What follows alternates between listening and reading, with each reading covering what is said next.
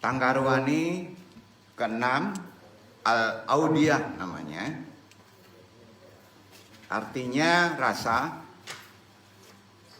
Tanbih al-masyi yaitu metode perjalanan tangga rohani kaum sufi dalam meraih ridha Allah yang dirumuskan oleh Syekh Abdul Rauf Al-Sinkili.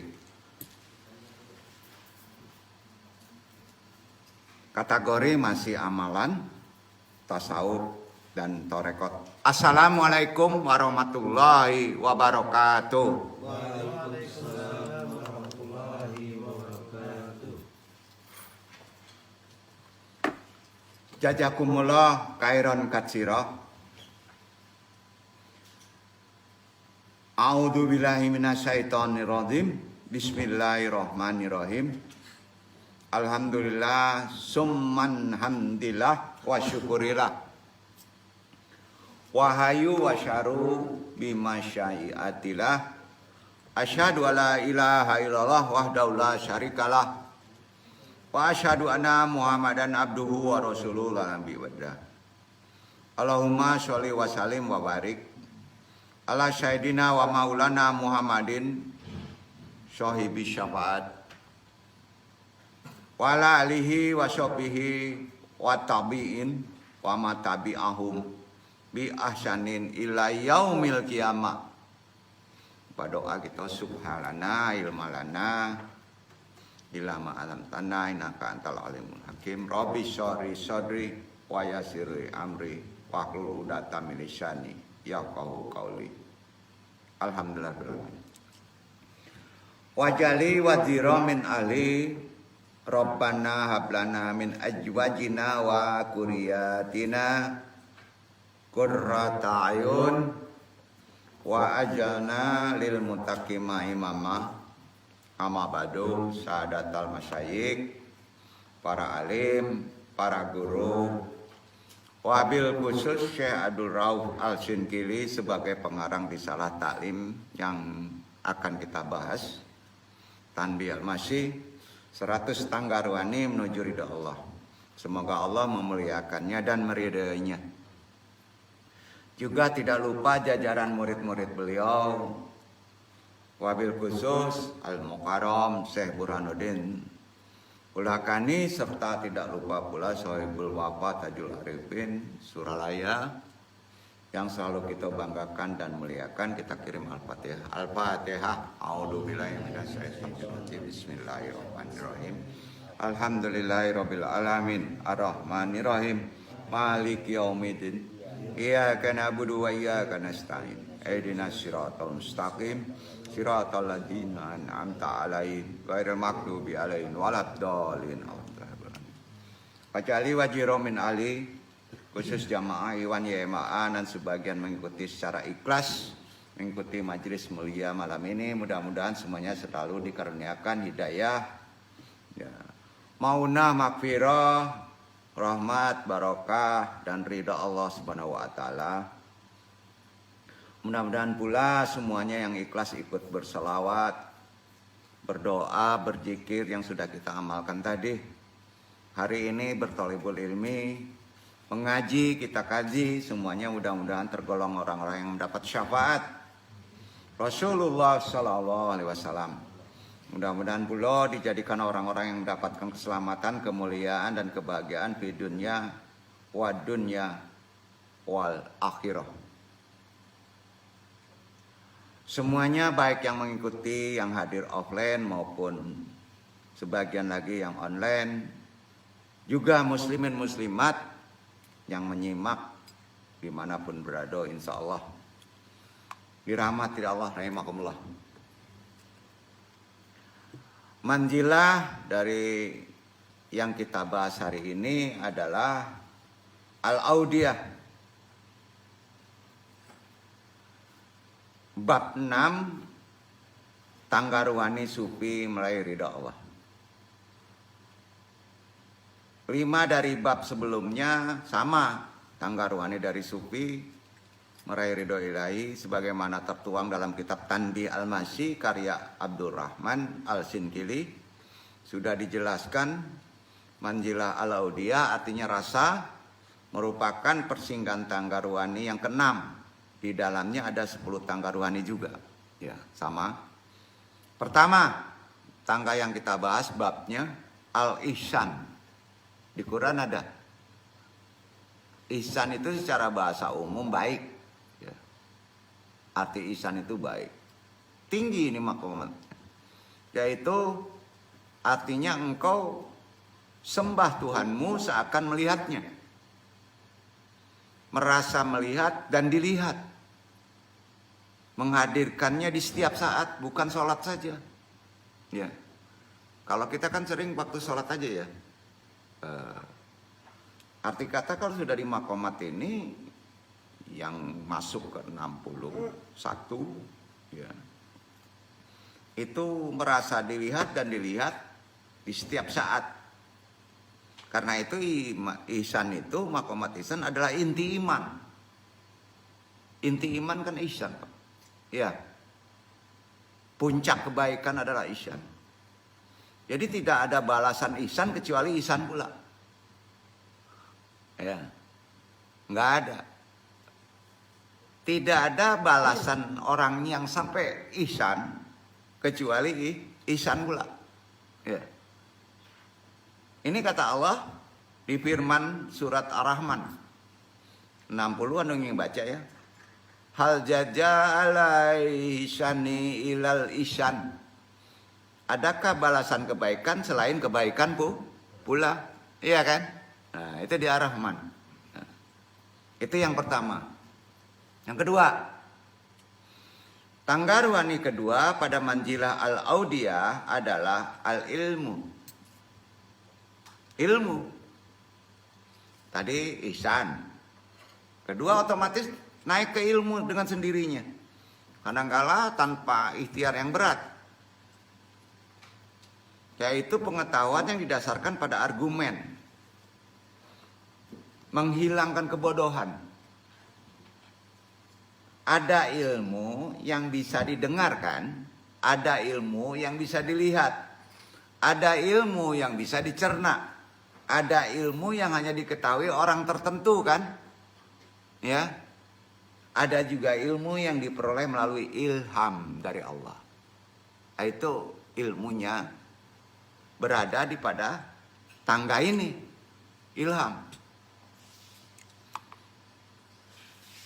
Otomatis itu nanti.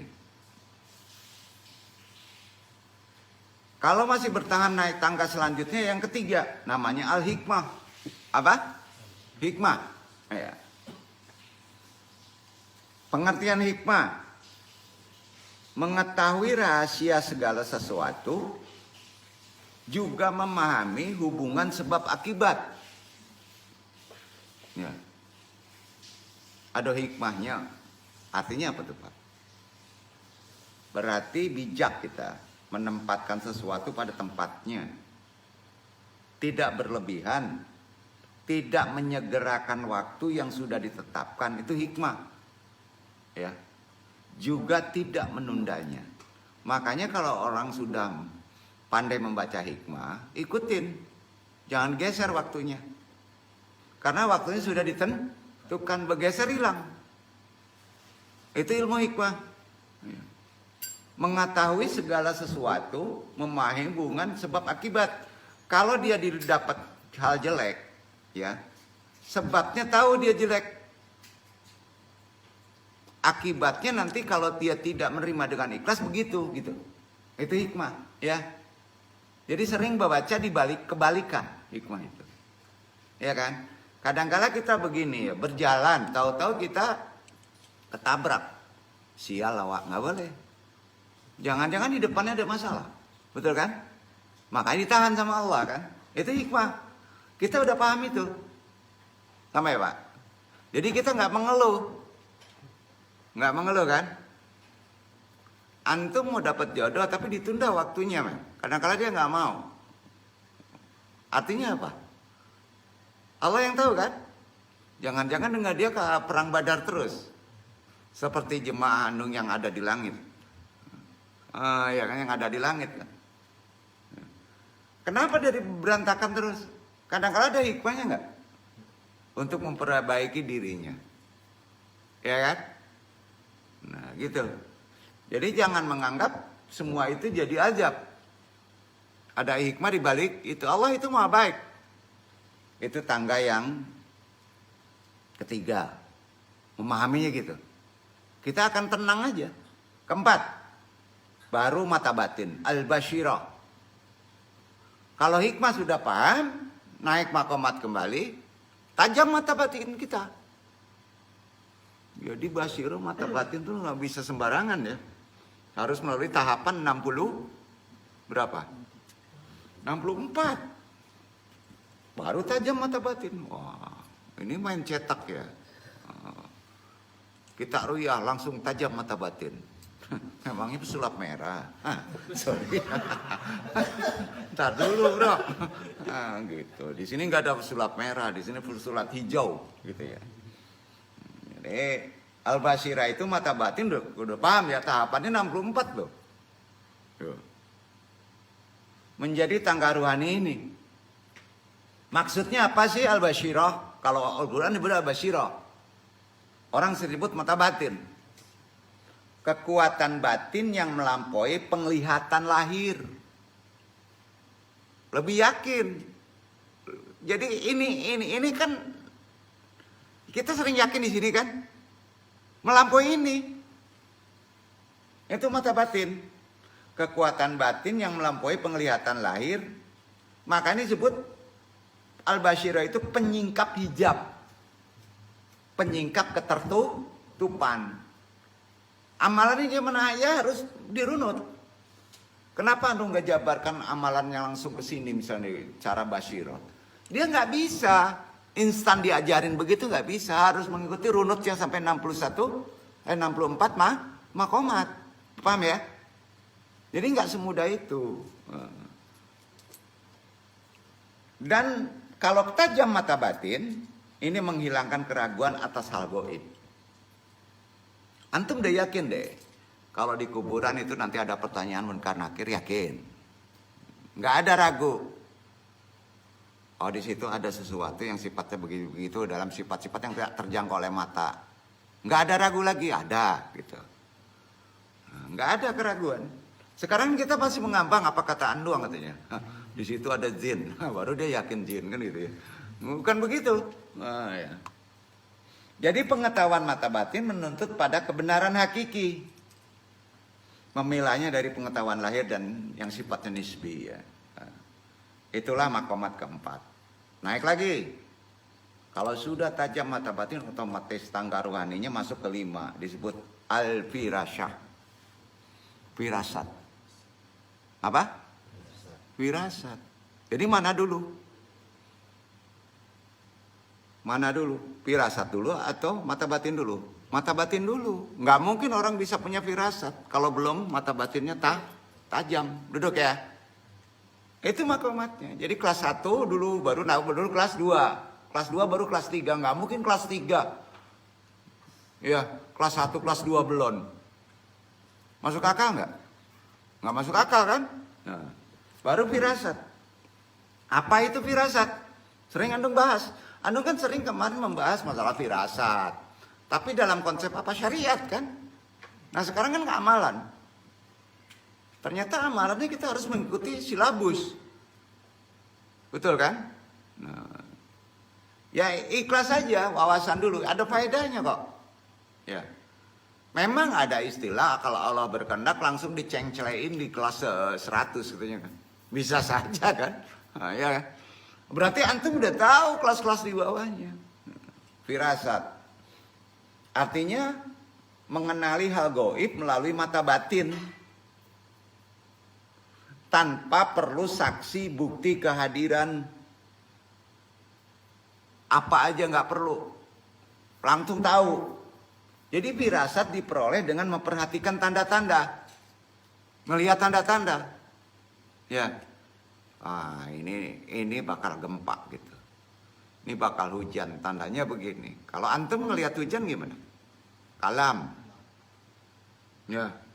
Gluduk-gluduk. Wah, kok firasatin tajam. Kahujan, sadio payung. Anda taunya tak geser. Itu banyak kayak gitu ya. Jadi memang firasat diperoleh dengan memperhatikan tanda-tanda, tapi terkait dengan mata batin. Kalau tanda itu datang, pasti begitu, gitu. Nggak ada faktor lainnya. Jadi firasat itu didatangkan, nah, tapi masuk ke dalam hati. Tahu dari kelihatan itu, tahu di hati, oh ini begini gitu. Ya, arti kata ke hati tanpa diketahui penyebabnya, cuman dilihat tanda-tandanya aja, paham ya? Nah, itu yang disebut firasat. Keenam, kalau firasat kita sudah betul-betul tajam, al-basyirah mata batin kita sudah paten, firasat kita sudah tajam, maka otomatis naik ke 6. Al-ta'zim, pengagungan otomatis. Al-ta'zim itu pengagungan. Otomatis antum mengetahui juga tunduk kepada al-haq.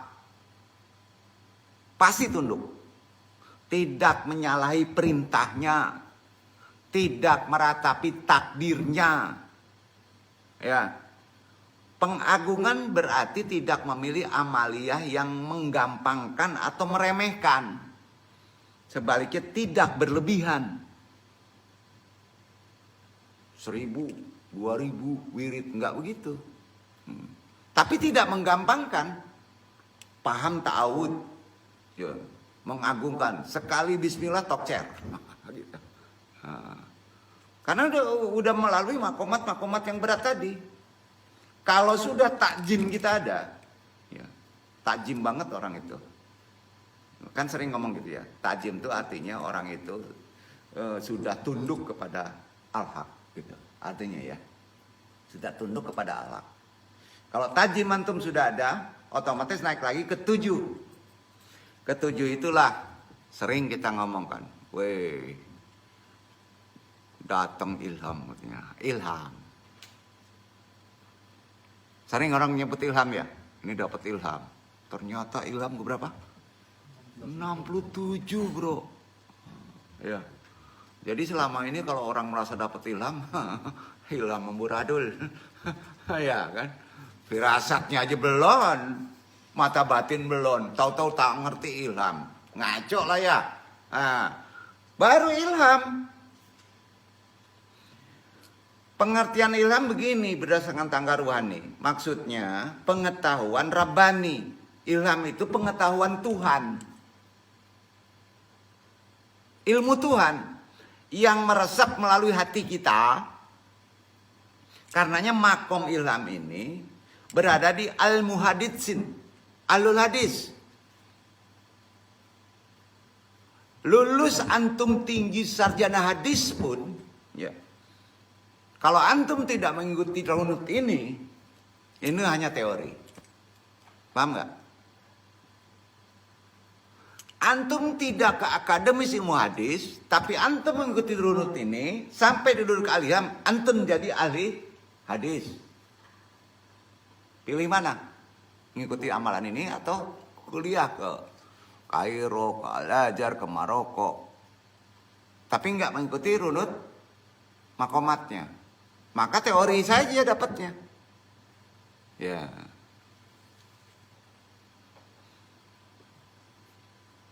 Jadi ahlul hadis itu sebetulnya harus tajam ilhamnya. Ya. Karena itu ilmu Rabbani. Ilmu Tuhan. Jadi seorang muhaditsin itu lebih tinggi dari firasat. Iya kan? Karena lebih permanen. Ilham itu lebih permanen. Kalau firasat hanya datang sesekali. Ada petunjuk datang sudah itu enggak kan? Kalau ilham terus menerus. Dan kadang-kala firasat itu menyulitkan pemahamannya. Otomatis firasat itu pasti ilham paling tinggi. Betul kan? Antum dapat firasat kadang nanya, apa ini? Kemarin saya ngimpi ya. Katamnya cepat katanya. Apa maksud katam cepat ya? Masa satu kali buka Al-Quran langsung katam gitu. Maksudnya apa? Firasat itu kan. Mimpi itu banyak firasat. Tapi pemahamannya harus apa Pak? Menyulitkan, harus orang yang pandai. Lagian datang mimpi kan jarang-jarang. Beda dengan ilham. Itu perbedaannya. Itu makomat ke-7. Makomat ke-8, kalau ilham antum sudah nancep juga. Tangga ruhani yang ke-8 adalah al-syakinah. Sakinah, mawadah, warohmah. Sakinah. Aduh, mawadah pula, warohmah pula. Itu kan doa kita. Tahu sakinah? Tenang. Arti sakinah itu tenang. Mau dioyak, mau nggak keluar SK, mau gempa, mau tsunami, berita antum balau, tenang aja antum. Itu kan tenang ditanamkan sama Allah. Ya. Tangga sakinah ini membawa pada keadaan di mana jiwa tentram aja. Ya. Ada duit tentram, jomblo tentram. Ada istri tentram. Kaya tentram, miskin tentram, lapar juga tentram. Tenang. Enak ya kayak gitu ya. Ya. Setelah menghadapi guncangan, kegelisahan, ketakutan, tenang aja. Ya. Itu kan jarang-jarang gitu itu namanya. Ini jangan jauh aja misalnya ya. Gempa 9, jangan 9 kegedean ya. 7 aja. Antum pasti cabut tuh. Tapi kalau sudah duduk di sakinah, ya, antum udah tahu firasat kan, berbahaya atau tidaknya, maka antum tenang. Itu maksud sakinah. Ya. Dan umumnya sakinah ini amalannya pada zikir tadi itu. Tuh, zikir itu tenang. Orang yang sudah zikir sampai sakinah, ada gempa, ada batu kebakaran, zikir aja terus. Ya, betul kan? Contoh. Sayyidina Ali, sahabat tuh, dipanah karena sakinah udah duduk, dicabut dia nggak sakit kan? Cabut panah ini setelah waktu aku sholat karena sudah sakinah, kondisi sudah tenang. Begitu maksudnya. Itulah tangga ruhani ke-8. Tanda ruhani ke-9 dari al-auliyah. Auliyah itu ngerasa, mainannya tidak rasa tapi jadi bukti. Yaitu tumanina. Tahu tumanina, sering dengar. Wajib itu di sholat tumanina. Tentram. Syakinah, tenang. Tumanina, tentram. Beda. Sholat tanpa tumanina nggak sah. Cara tumanina di sholat adalah diam sejenak. Ya, tarik napas, 1 napas, diam sejenak, ingat Allah. Itu akan tentram. Tahu? Tentram. Itu wajib. Jadi kalau kamu udah ruku, tumanina dulu sebentar. Baru baca. Itu wajib. Bacaan itu sunat kan? Iya kan? Hati-hati pas ruku langsung parewel aja ngomong subhanallah. Enggak ada tumaninanya. Bisa batal sholatnya. Sujud begitu juga. Tenangkan dulu. Tentramkan dulu. Tumanina dulu. Tentramkan dulu badan antum sampai duduk sujud gitu. Tentram dulu sebentar. Makanya orang-orang dulu kalau sholat nggak tergesa-gesa. Karena ada tumanina. Baru subhana rabbil a'la wa bihamdi subhanallah wa bihamdi begitu. Ada ritme atau enggak? Ada ritme. Nah, lakukan itu. Karena ini terkait wajib sholat. Ya. Jadi tumanina itu wajib wajibnya kita dalam runut kita sholat. Gimana sholat kita? Ada nggak tumaninanya? Batal itu. Nggak percaya tanya saya sama orang-orang semuanya. Serius ini. Makanya sholat itu tinggi makomatnya. Yaitu tumanina tentram. Yaitu istirahatkan dengan tenang, dengan rasa aman dulu. Sampai-sampai Al-Harawi, gurunya daripada Syekh Abdul Rauf, mengartikannya al-tumanina sebagai ketenangan yang diperkuat dengan rasa aman. Nggak ada sebab. Hakiki. Tumanina puncak sakinah. Perbedaannya, kalau sakinah kan tenang, puncaknya tenang adalah tumanina, duduk. Makanya dia makomatnya di atas sakinah, ya. Nah, jadi kalau antum mendoakan orang sudah nikah, sakinah, warohmah, tumanina, gitu aja. Baru kawin langsung mati antum. Kan tenang, tentram. Janganlah, ya. Jadi tumanina adalah puncak sakinah. Kalau sudah sakinah maka akan merasakan tumanina, ya. Betul? Kalau sudah sakinah akan merasakan tumanina. 10 terakhir. Ini yang disebut al-himmah. Al-himmah. Ada kabar apa? Tahu arti al-himmah? Hasrat. Tahu hasrat? Itu arti al-himmah. Yaitu gairah. Gairah jelek, bro. Ya. Gairah hasratnya kuat dan menggerakkan diri untuk mencapai tujuan. Tidak bisa dibendung, tidak bisa dihindari oleh diri kita sendiri. Tentu dalam keadaan kebaikan. Paham? Jadi himmah tertinggi adalah ketergantungan kepada al-haq, Allah. Jadi kalau dia nggak sholat, dia nggak bisa tidur. Ya, antum kan kadang-kadang bisa tidur pulas karena belum ngopi. Ada orang kayak gitu ya. Setelah ngopi, seteguk baru pulas tidur. Padahal orang belotot itu kan ngopi ya. Tapi dengan ngopi, itu berarti sudah menjadi hasrat kopi itu. Duduk. Sama dengan itu.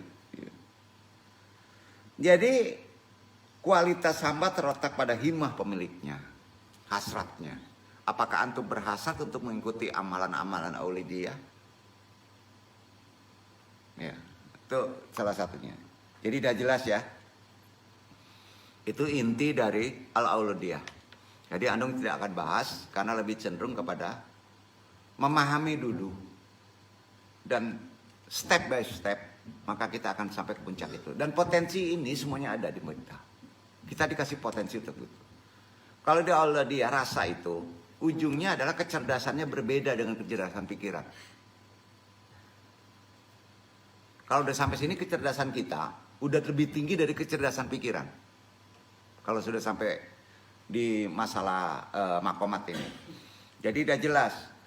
Ini konteksnya kan kalau ajaran tasawuf merupakan salah satu aspek Islam. Ya. Ini dia ajarannya. Ya. Aspek Islam sangat tinggi. Sebagai perwujudan dari ihsan. Awal tadi kan ihsan. Jadi ajaran tasawuf itu adalah salah satu aspek Islam mewujudkan mengamalkan ihsan dengan makomat-makomatnya sampai himmah. Ya, yang berarti intinya kesadaran, intinya sadar itu begitu. Adanya komunikasi dialog langsung dengan hamba dan Robnya sampai di mana saja kapan saja. Karenanya amalan tangga ruhani yang dicetuskan oleh Syekh Abdul Rauf Al-Sinkiri bukan ajaran kaleng-kaleng. Ajaran kaleng-kaleng enggak nih? Enggak kan? Nah, apa kaleng-kaleng itu?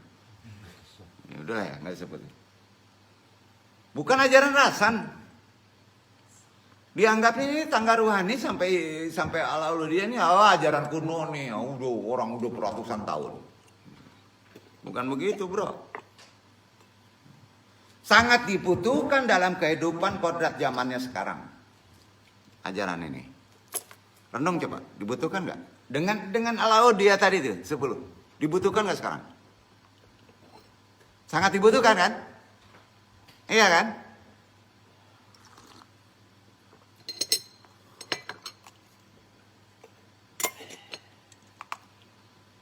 Itu sebabnya esensinya tasawuf, ajaran ruhani, tangga ruhani ini telah ada sejak zaman Rasulullah.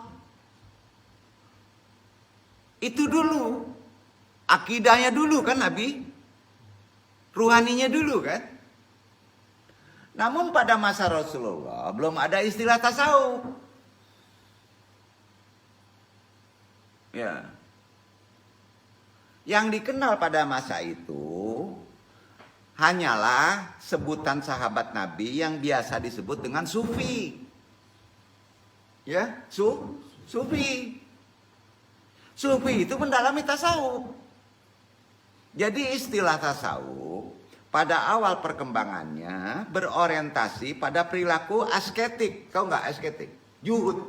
Hidup sederhana dulu. Sekarang kan hidup sederhana zuhud sering disalahartikan melarat. Tidak, zuhud itu harus kaya, tidak merasa memiliki. Justru kalau antum merasa tidak memiliki, antum akan dimiliki. Logikanya kan gitu, akan diberi. Yaitu menjauhi duniawi, bukan mengkebiri ya. Ya. Demi meraih pahala dan menjaga diri dari neraka.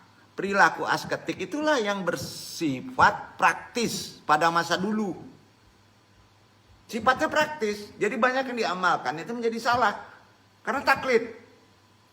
Tentunya beda dengan orang sekarang. Kalau dulu zuhud ya benar lari.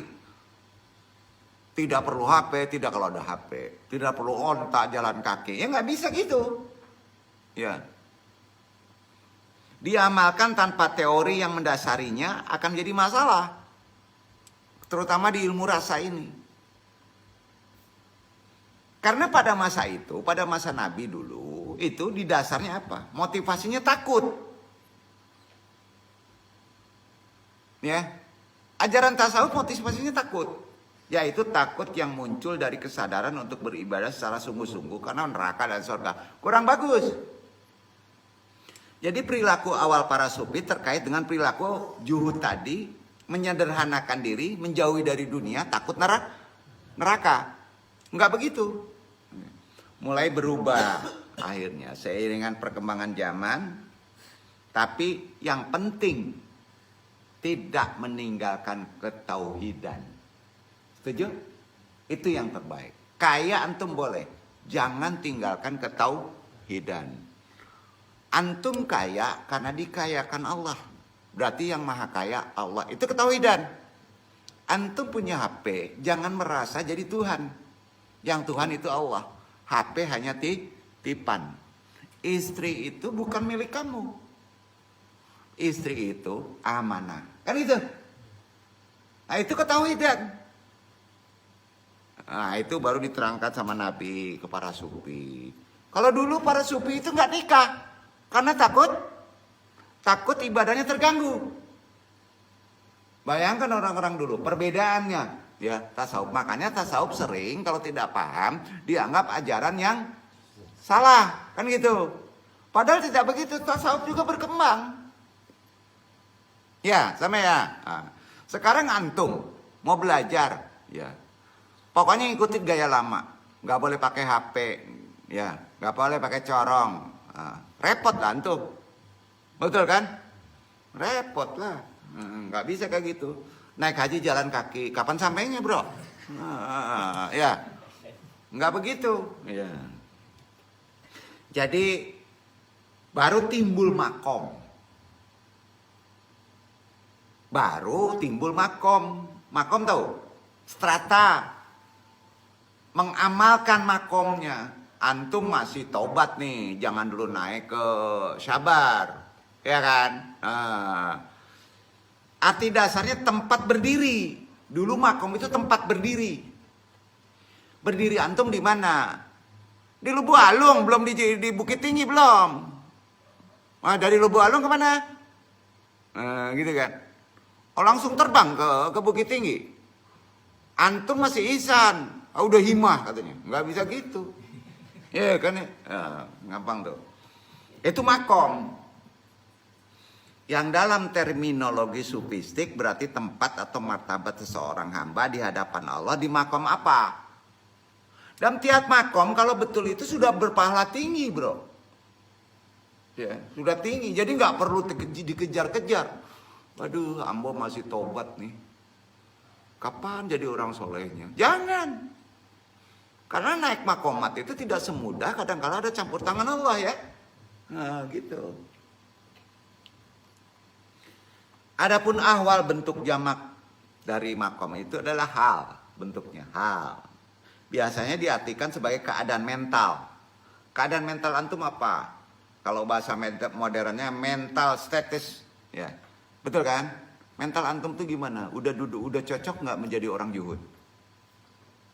Mental antum terkait mental. Mental berkembang terkait dengan umur kan? Nggak mungkin lah anak kelas 3 SD suruh zuhud. Mungkin nggak? Nggak bisa. Gitu. Yang dialami oleh para sufi di sela perjalanan spiritualitasnya. Jadi seumuran antum ini, antum tahu. Tapi antum mesti menjelaskan makamat kelasnya. Kalau antum masih di akademi ini, nanti naiknya di ini, gitu. Dijelaskan dulu. Makanya jangan dikejar. Iya kan? Udah paham ya? Antum mulia kalau sudah melakukan jalan ini nggak sampai ke atas antum mati langsung surga. Nah itu kelebihannya ajaran rohani. Begitulah perjalanan rohani spiritual kita. Dalam hal ini Al-Qushairi menjelaskan bahwa makomat adalah etika seorang hamba dalam wusul mencapai menyambung kepadanya dengan macam upaya diwujudkan dengan tujuan pencarian dan ukuran tugas. Karenanya Al-Qushairi menggambarkan makomat dalam taubat, warah, juhud, tawakal, sabar, ridho. Itu kan di bawah semua udah dijelaskan. Ya, itu yang paling pokok. Jadi ada yang spesifikasi pokok. Di antaranya yang paling pokok untuk disyariat itu taubat, tahara, wara, tawakal, sabar, syukur, ridho kan? Betul kan? Itu jangan lewat. Di syariat digempur itu. Langsung aja lah menurut antum ihsan. Waduh, ngejutin nih. Weh, udah ihsan nih, keren banget ya. Di atas ridho loh. Wah, firasat, ilham, waduh, himah, sakinah, tumanina. Wah, ini perkataannya udah beda kan? Ya kan? Jadi selama ini kita koreksi, kita masih putaran dengan taubat. Ayo. Jangan-jangan kita belum taubat ini. Tahara, bersuci terus-menerus. Sudah bersuci, kubang lagi. Ilmu kabau. Ilmu kabau tuh. Ya kan? Jangan gitu. Karenanya dalam tangga ruhani ke-6, seorang salik sudah menggunakan kecerdasan rasanya. Al-Audiyah kan kecerdasan rasa. Ya. Antum coba cerdasnya itu jangan pikiran. Sekolah itu umumnya dicerdaskan pikiran kan. Antum cerdasnya itu rasa. Rasa cerdas. Ya. Gimana cara belajar cerdas rasa? Besok beli lado kutu. Ya. Makan banyak-banyak. Kan cerdas rasa. Enggak baik itu. Ya. Gitu ya. Jadi seorang salik sudah menggunakan kecerdasan rasanya dalam makomat Audiyah ini. Atau Al-Audiyah. Tentu berbeda dengan pengertian jauh rasa di makomat bawah. Ya beda. Itu masih kecerdasan pikiran. Ya. Hati-hati. Kendalanya dalam makomat Al-Audiyah ini adalah apa? Antum dituntut memahami pola berpikir dulu. Kemarin kan, pola berpikir. Pola berpikir yang terbaik menurut Quran adalah apa Pak? Akal asli. Akal. Apakah kamu orang yang berakal? Beda dengan apakah kamu orang yang berpikir? Beda nggak? Beda. Jadi jangan akal dulu kalau pikiran belum benar gitu. Iya kan? Nah. Barakana. Itulah tinggi. Seharusnya kalau orang jahe, bapikin daang gitu. Nah, beda aja bejo berakal. Nah, makanya kendalanya itu kita dianggapnya kita berakal, padahal kita masih berpikir. Kalau orang masih menggunakan pikir, maka ada hukum sebab akibat. Debat terus. Kalau orang sudah sampai ke akal, tidak akan naik firasatnya. Dia tidak akan mendebat kalau dia salah. Duduk gak tuh? Pertama ya? Ada. Itulah al-audiyah, mainnya dirasa. Akal itu harus main rasa. Kalau ingin cerdas, akal antum adalah pahami ilmu rasa. Dalam audiyah, bukan rasa jauh. Ya. Itulah akal asli. Disitulah akal malaikat, malak. Kemarin kajinya kan? Secara benar tentunya. Karena pas kita berpikir tidak lagi bisa berdiri sendiri. Pas kita berpikir nggak lagi sendiri pikir. Apa coba? Dia berdampingan dengan aktivitas zikir. Tafakur dan zikir. Itu yang disebut audiyah.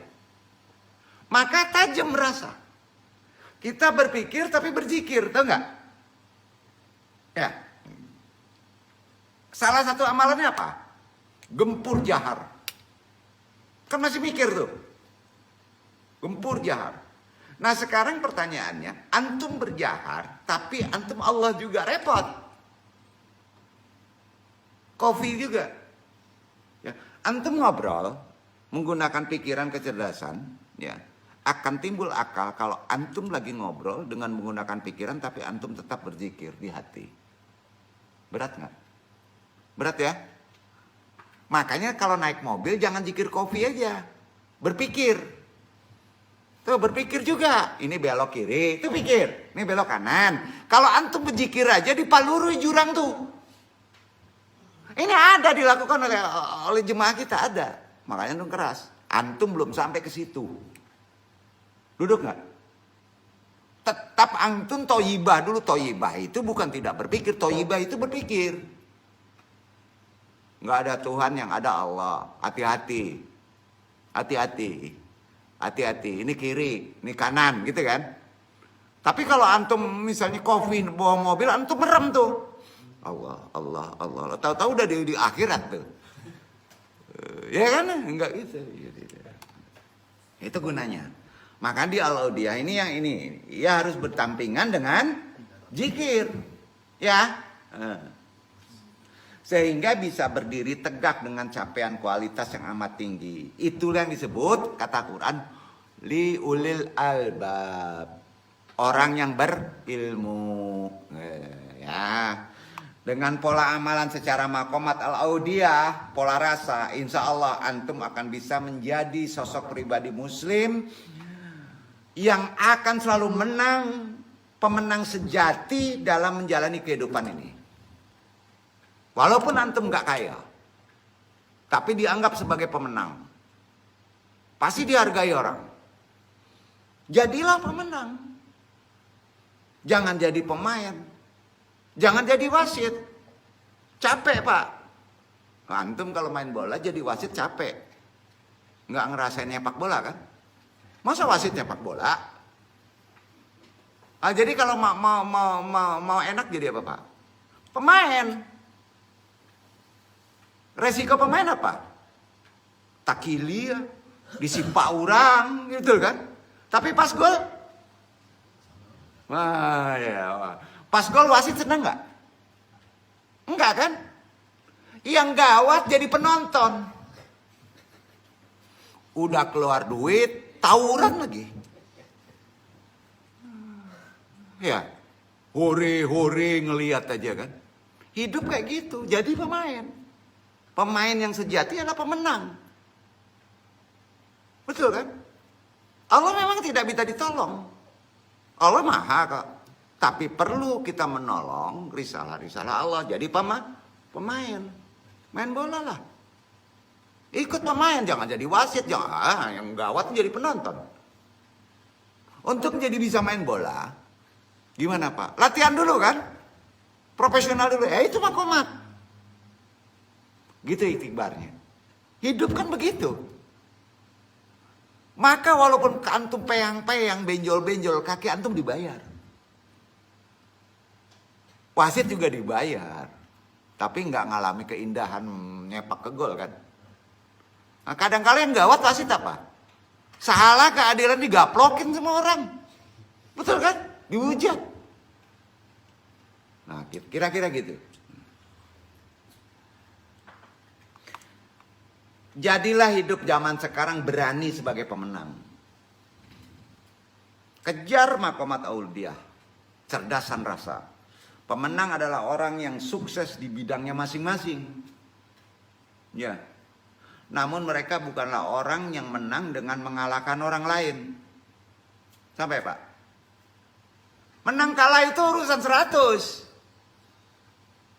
Jangan jadi kapitalis hidup tuh. Oh, saya ini nggak jadi ulama kalah saya. Salah.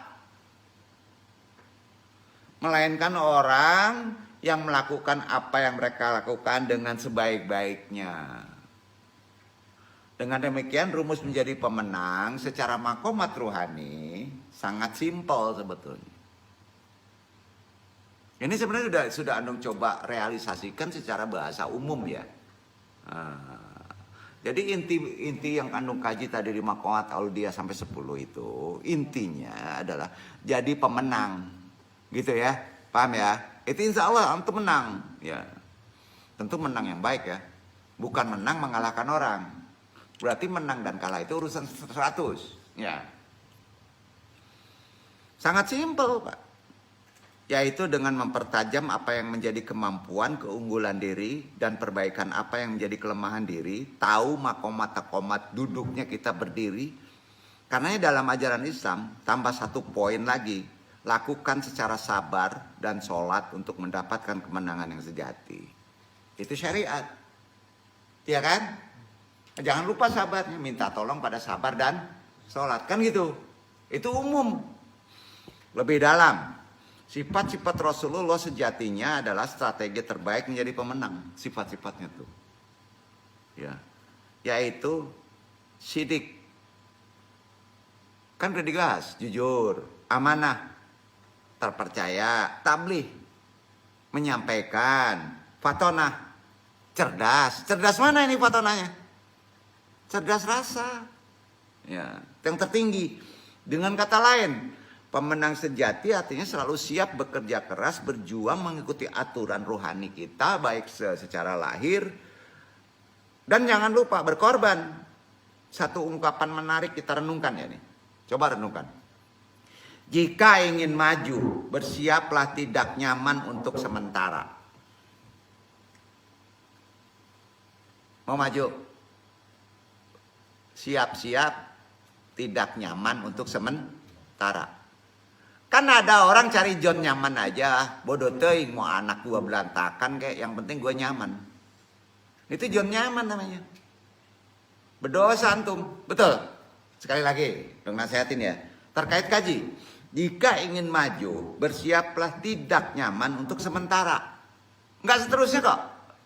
Dan jika ingin terus bernyaman ria, John nyaman tuh. Bersiaplah tidak mengalami kemajuan. Salah nggak omongan tuh? Setuju? Antum mau nikah? Mau nikah? Betul. Siap dulu tidak nyaman. Sepakat?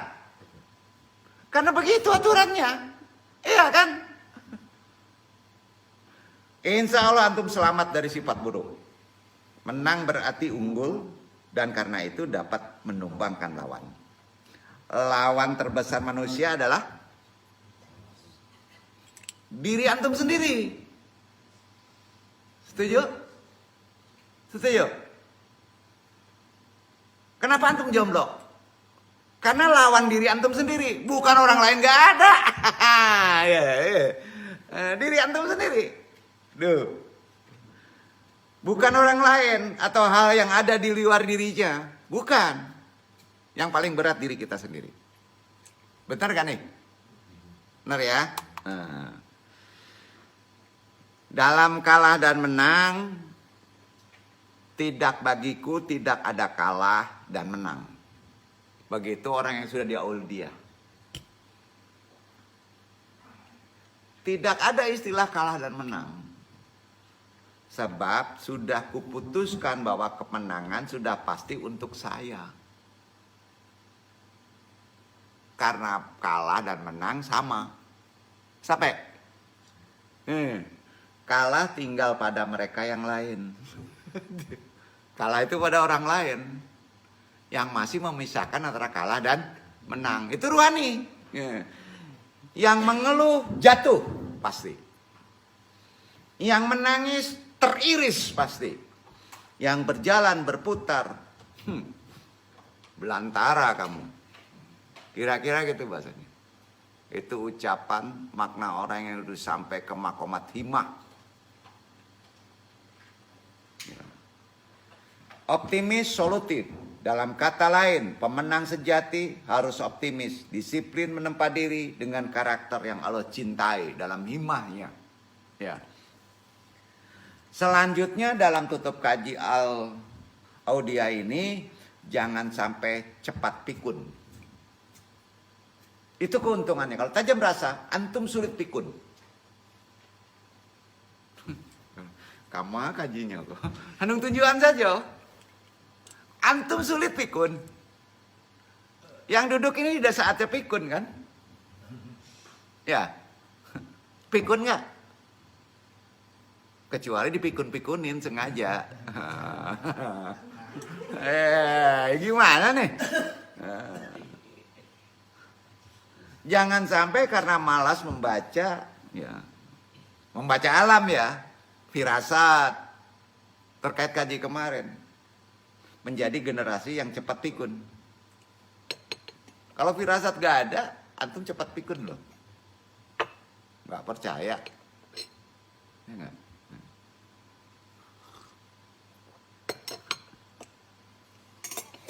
Jangan sampai generasi kalau nggak ngerti firasat dan ilham, dijamin cepat pikun.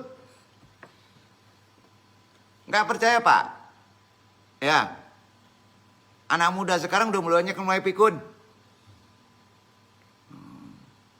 Bagaimana sampai di era kini membaca masih dihindari? Membaca itu ala kecerdasan rasa. Harus dengan kecerdasan rasa kan? Nggak dengan mata aja. Iqra bismi rabbika. Dengan nama Tuhannya. Tuhan kan nggak kelihatan, nggak ada hurufnya bro. Harus pakai rasa. Betul kan? Nah.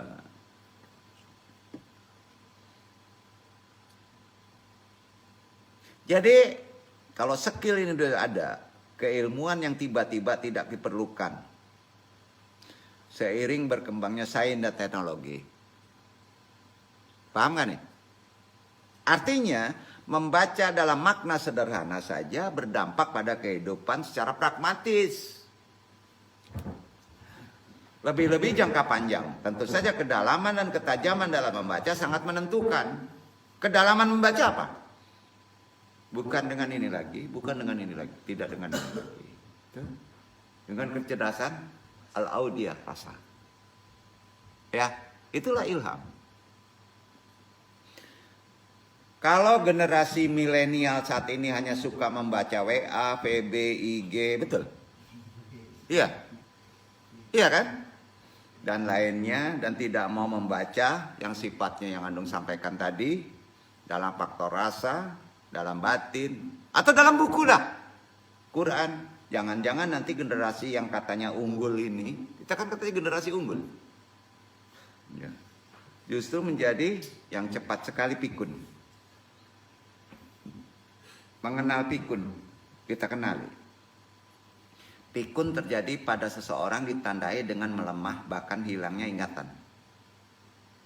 Betul? Betul. Setuju? Setuju. Tandanya kan itu. Melemah, kemudian hilang ingatan. Namanya udah pikun. Ya. Ya. Betul, sedih. Ya. sangat kesulitan memperoleh informasi yang sudah tersimpan di dalam otak. Itu pikun. Terlalu penuh memori. Bisa pikun, Pak? Seperti jamak dipahami. Ingatan adalah hal yang penting dalam proses pembelajaran. Setuju? Setuju? Setuju. Ketika ingatan melemah dan tidak lagi dapat digunakan secara maksimal, tentu ini adalah disebut kepikunan. Setuju? Setuju. Mendatangi bermajelis ta'lim juga bagian dari membaca yang banyak manfaat. Tuh. Ini membaca kita kan? Ya kan? Nah, aktif membaca kehidupan secara batin, secara audia, rasa, itu yang tertingginya. Mungkin tak banyak yang memperhatikan bahwa membaca selama beberapa menit saja dapat memberikan efek yang luar biasa. Coba perhatikan. Antum kalau di luar nggak membaca, efeknya sangat bagus loh. Satu, di antara tubuh serta pikiran akan mendapatkan energi positif yang kamu sedang lakukan dalam baca. Secara medis ditemukan bahwa membaca akan merangsang daerah neurologis otak. Benar gak nih? Nah, saat sedang membaca orang akan merasakan sebuah imajinasi. Jadi antum zikir itu baca nggak? Baca. Akan timbul imajinasi. Iya, wah astagfirullah, kita udah di surga nih, asik. Kapan asiknya? Ekstasi terus. Imajinasi naik. Nggak masalah. Ya. Yang mempertajam kemampuan diri membayangkan hal-hal yang hadir. Walaupun belum nyata hadirnya. Ya kan? Nah, misalnya membaca tentang sejarah Islam Cordoba lah, umpamanya. Ya. Sebelumnya pernah melihat tentang Cordoba di internet. Antum ngeliatin internet, pasti deh. Pinternya internet nih zaman sekarang. Maka akan semakin kuat imajinasi kan? Karena udah ada dasarnya di internet. Jadi ada begitu penting manfaat yang dihadirkan dengan melakukan aktivitas membaca. Membaca yang Antum sampaikan ini berbeda. Aulia. Cobalah membaca walaupun 10 menit. Gimana? La ilaha illallah. Tiada Tuhan selain Allah. Itu aja dulu. Itu udah membaca. Ya. 10 menit, 20 menit dalam sehari. Lebih lama tentu lebih bagus. Sampai titik coffee. Di sini kemampuan fokus serta konsentrasi seorang akan terus meningkat. Percaya nggak? Jadi zikir itu tingkat fokus konsentrasinya akan lebih meningkat. Nah, apakah masih mau menghabiskan hari tanpa aktivitas membaca sama sekali? Itu pertanyaan. Dengan kondisi sekarang, siap-siaplah untuk cepat pikun. Itu aja Bang Sampai. Percaya nggak yang nggak pernah zikir pikun? Kayaknya nggak pikun, pikun mereka. Iya, sama istri aja berantem. Pikun lah, betul nggak? Betul. Diputus cewek, menung dia di taplau. Pikun dia. Iya kan? Betul kan? Itu pikun. Sedih banget hidup kayak gitu. Di antara kegiatan yang paling pokok adalah zikir, talibul ilmi, Al-Quran, merenungi makamat rohani dalam tahapan-tahapannya. Nah, bertemulah dengan sebuah ayat yang menjelaskan bahwa semakin berani manusia akan semakin takut. Semakin berani manusia akan semakin takut. Pemahamannya ada di ayat 95 surat Al-Baqarah, dibaca dulu. Terkait kecerdasan daripada akal kita yang berada pada dirasa. Al-Baqarah ayat 65, dibaca. A'udzu billahi minasy syaithanir rajim. Bismillahirrahmanirrahim.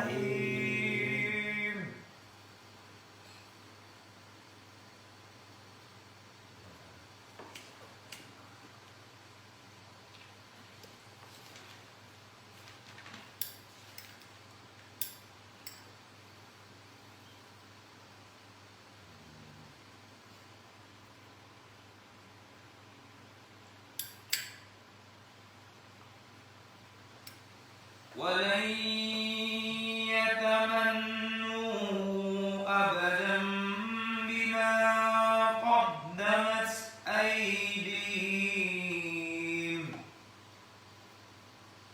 والله عليم بالظالمين.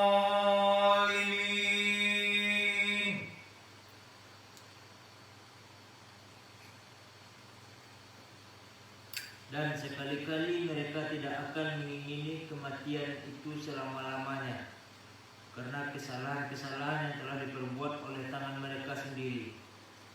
Dan Allah Maha mengetahui siapa orang-orang yang aniaya. Allah mengetahui segala sesuatu tentang mereka. Bahkan pengingkaran mereka terhadap ajakan Rasulullah, seandainya mereka menginginkan kematian, pada saat Rasulullah SAW mengajaknya, niscaya tidak akan ada di muka bumi ini seorang pun dari kaum Yahudi melainkan akan mati kan. Karenanya semakin berani manusia akan semakin takut. Maksudnya semakin berilmu.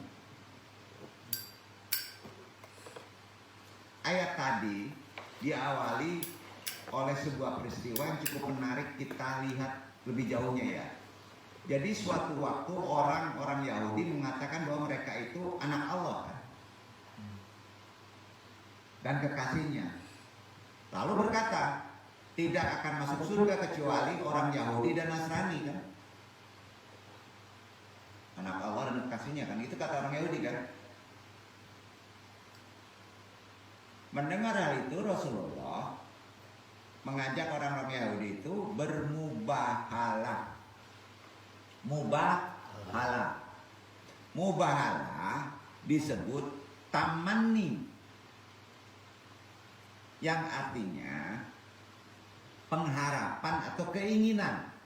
Antum mengikuti kecerdasan, ingin gak mempunyai kecerdasan secara benar, kesadaran.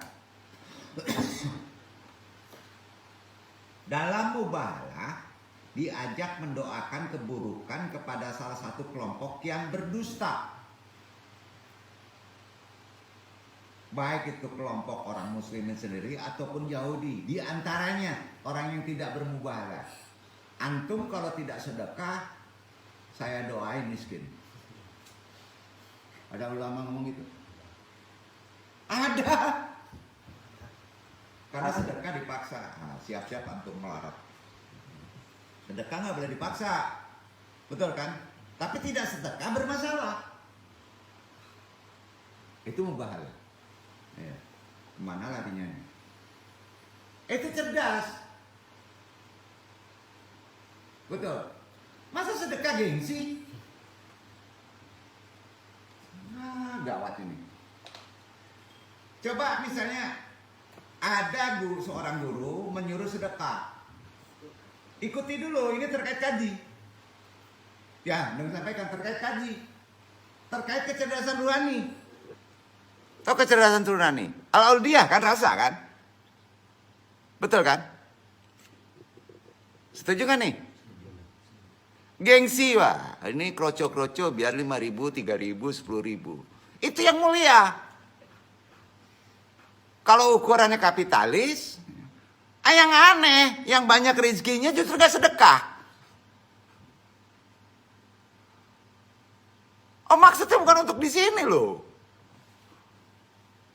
Terkait kaji, gimana mau nancep ini kecerdasan spiritual antum? Oh, nggak bisa, materi memang nggak ada. Kirimlah Al-Fatihah ya. Tapi jujur, kalau ada dikirim Al-Fatihah, nggak laku Al-Fatihah itu. Iya. Materi aja pelit, apalagi yang spiritual. Ini aneh nih. Katanya pinter dia. Pas ada masalah, minta disedekahin sama kita. Ngaco orang-orang. Betul nggak? Ini bukan perkara ikhlas dan tidak ikhlas. Pertanyaan sekarang, hidup ada yang gratis nggak? Nggak ada. Nggak ada yang gratis hidup maknanya, hakikinya, betul? Nggak ada bro. Tadi ada jemaah ngasih virus. Nih. Betul ikhlas. Ya betul ikhlas. Tapi antum pasti dapat rezeki. Demi Allah pasti dapat rezeki. Tapi nggak virus lagi 100 buah gitu. Ah, itu kapitalis namanya. Betul kan? Bukan begitu. Bisa aja dilancarin yang lain kan? Begitu sedekah. Jangan kesini aja sedekah dong. Ya kayak yang butuh ya gitu ya. Ya enggak, andung pasti sedekah dan nanti kan dapat barokah katanya. Ah itu udah lain, mulai itu. Jangan begitu gitu. Mubahalah. Diajarin tuh Nasrani Yahudi. Nabi. Maka saat itu terjadi semua orang yang mengetahui bahwa orang-orang Yahudi itu jolim. Sebab jika mereka benar-benar teguh dengan pengakuan, pasti mereka menjadi kelompok yang paling dahulu tampil mubahalah. Faktanya tidak. Mereka tidak mau diajarin secara kecerdasan spiritual. Jadi ajakan mubahalah ini juga pernah dilakukan oleh Nabi kepada orang-orang Nasrani Najran. Namun mereka juga sama tidak mau alias menolak. Sedekah nggak mau.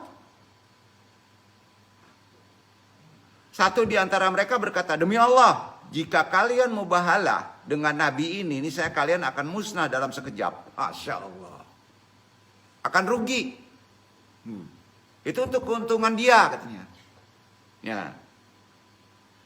Dari apa yang menjadi asbabun nuzul ayat tadi, kita bisa menarik satu garis pemahaman bahwa orang yang secara sengaja berani menabrak aturan dalam kehidupan, hidup kan ada aturannya, pasti ketakutan dengan apa yang diperbuatnya sendiri. Percaya nggak? Pasti. Berani harus karena iman. Setuju? Iman percaya. Kata Allah sedekah. Itu berarti berani karena iman.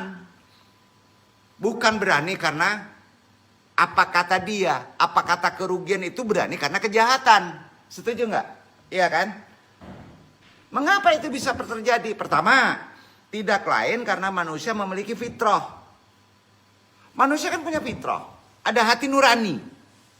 Ya. Keduanya tidak mungkin tunduk pada kedustaan. Semua manusia nggak akan tunduk dengan dusta. Dalam hatinya pasti dia, ini bener nih, gitu kan?